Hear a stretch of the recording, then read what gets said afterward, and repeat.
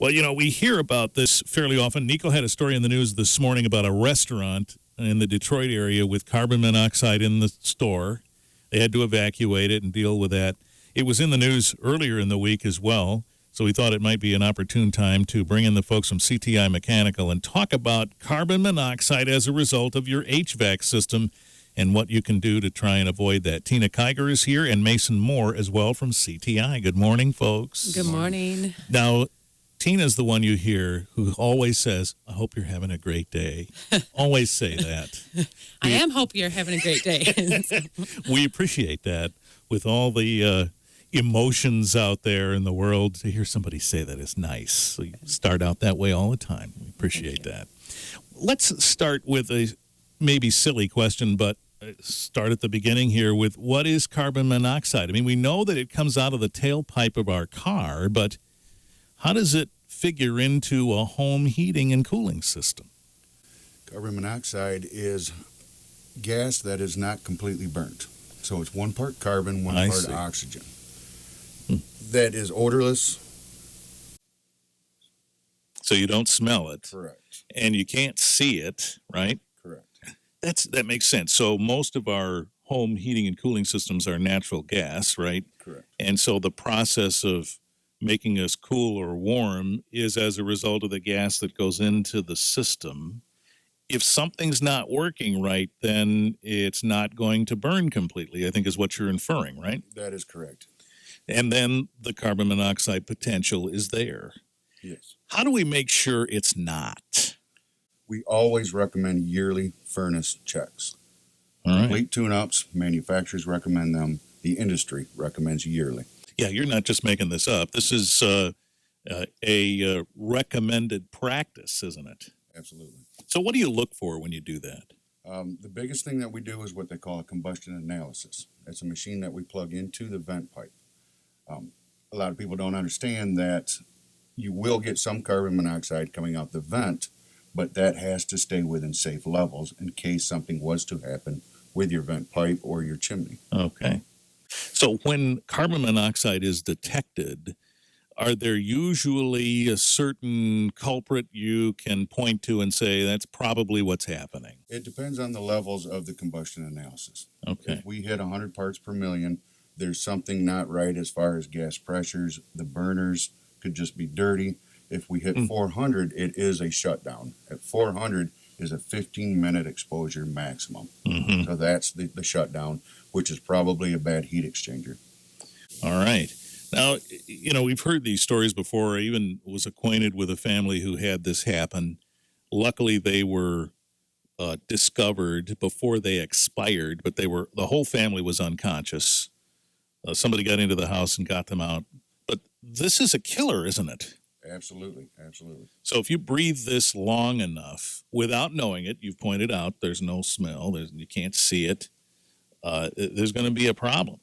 Absolutely, and there is what they call carbon monoxide poisoning. Mm-hmm. So even low levels over long exposure can make you sick.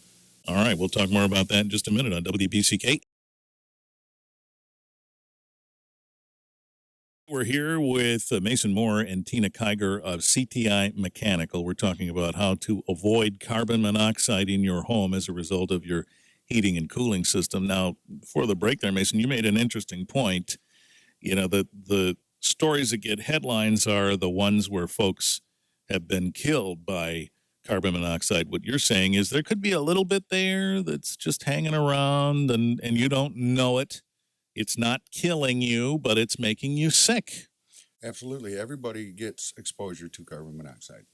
OSHA standards in the workplace is only 50 parts per million on an average over an 8-hour exposure. In the house, nobody will say any kind of a limits because we want 0. Carbon monoxide gets into your blood and then it has to be worked out. So this is probably why we have carbon monoxide detectors in our homes, or we should, right? Absolutely, absolutely.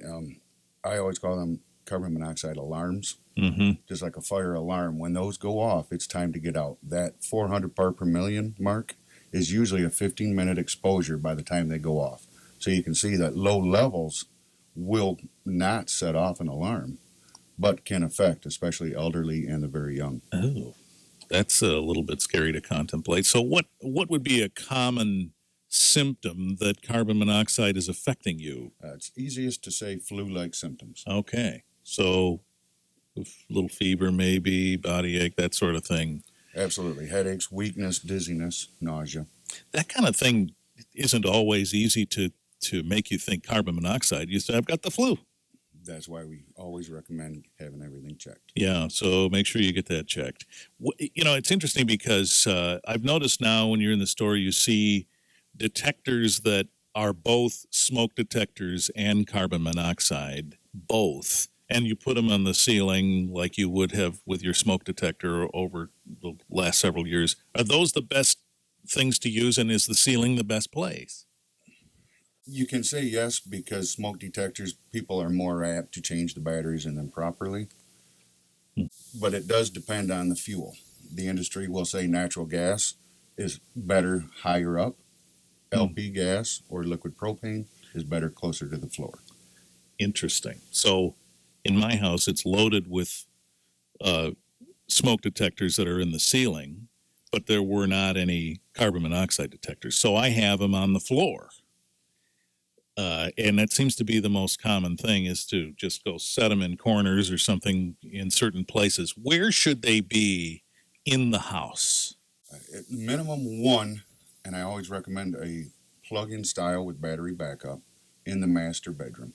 Master bedroom. Yes, you will always be most affected at night when you're sleeping at rest. Your blood slows down, and then at night, of course, the system is working harder through our cold nights. Oh, interesting. And lately are hot nights. That's true. Yeah. So that's an interesting point. I've read, too, that if you have multiple levels of your home, you should have them on all those levels. Is that true? Yeah, one per level. All right. So, but definitely one in the master bedroom. Minimum. All right. So do you have to then figure out what sort of gas you're burning before you decide where you're putting these? I would think you would have to do that. Any is better than none. Okay. Period. It will get into the airstream. Some of these are not that expensive, too. $10, I think I saw in the store. Even that is probably better than nothing, right? Yes, absolutely. I've seen them between $20 and $100. Okay. You can get pretty fancy with those, I guess. All right. We're talking about carbon monoxide and how to avoid it in your home with the folks at CTI Mechanical. We're back in just a minute on WBCK. We're here with Mason Moore and Tina Kyger from CTI Mechanical. We're talking about carbon monoxide. So you buy those carbon monoxide detectors, put them in the right spot in your house. How long do they last? The average lifespan is about 5 to 7 years. Some of the newer, higher-end models will actually start to tell you by a beep or a scream, if you will, that it is time to throw it away. At 2 a.m, probably. No doubt. Yeah. The baby's sleeping. Yes, exactly, and not for long.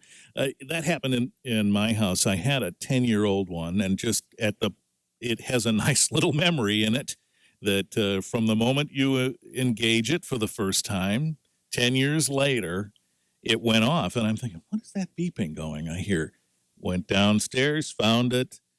It was beeping. And, 10 years ago, you probably read those things, but, I hadn't remembered what it was about. Took it off the plug and read it. After 10 years, this will sound an alarm to let you know it's time to replace it. How handy. That's really great, actually. So you're going to get that alarm, and when you do in a carbon monoxide detector situation, it's not change the battery, it's replace it. Correct. Some of them will actually, like I say, give a beep when it's time to replace. Others just fail and then go off on full alarm. I see. Okay. Is there anything else in the house that might put carbon monoxide in the air? The biggest culprits are attached garages. Got the car running in there. Absolutely. Drywall is not a blocker. It's porous, so carbon monoxide will seep right through it. Ventless gas logs. A lot of people use those for backup during power outages. And ventless heaters that they can buy at the box stores, put in themselves. Anything that says ventless does not mean that it doesn't create carbon monoxide. Again, like the fine print will tell you ventilation air. Open a window when using, because it will create carbon monoxide, just like a gas stove. 98% efficient, you're still producing carbon monoxide. Are some municipalities requiring vented gas log fireplaces now, or can we still buy them without vents and use them and it's okay? People still can buy them. We do not supply them. Everything we do is a sealed combustion. Okay, interesting. So it's important then to make sure you get the inspections of your systems. Now, if you have a gas fireplace, is that something that CTI looks at too when they're Absolutely. there? Okay, so that's an important thing to know. All right, so if somebody wants to get on a plan here and have their HVAC system inspected on a regular basis, how do you do that? Do you just institute a plan and you have them on a schedule and come and go every year? Well, we have service agreements available, which Okay. are typically scheduled by our office once a year for your furnace, once a year for your air conditioner. But we feel so strongly about the carbon monoxide poisoning and the safety that for today's show, we're going to offer the first 49 callers a $49 safety check. Oh, my. Yeah, it's a $120 value, and it does come with a safety check on your furnace, and it includes a carbon monoxide sweep and a combustion analysis. All right, $49. All right, we'll give a number here where folks can call to schedule that here in a second. Yeah, this is tremendously important, and obviously some of us might want to just go in there and tackle it and say everything looks good. I'm the type of person that looks at that stuff and says, I don't know what's going on in there, and I didn't get the latest training on what's happening in my furnace and in my air conditioner. I presume you have. Sure. Our guys are all factory trained, and one thing about it is we feel very strongly because we hook gas and electricity up to equipment that produces the carbon monoxide, and these are things that our guys do every single day, and that's why we try to strive for the best training, and we do drug test our employees as well. Okay. Well, this is a tremendously important thing. Again, just in the news today about a business in Detroit where this was happening. And you would think a business might really be extra sensitive about these things. These things can happen sometimes, though, even when they've been inspected. Is that true? Absolutely. Anything can happen because it is a mechanical device. I've read one report that showed carbon monoxide poisoning 30,000 to 50,000 times a year in America. Oh, my. And some of those would be fatal, we presume. Absolutely. Yeah. All right. So those are some statistics to chew on while we talk about this. So if you're interested in that inspection from CTI Mechanical, what's the number they should call? 269-441-1900. All right. And we hope you're having a great day. Yes, we are. We thank the both of you for Muggy the day. time. Yeah, a nice muggy day. Thanks very much. Thank you. We've been talking with Mason Moore and Tina Kyger at CTI Mechanical.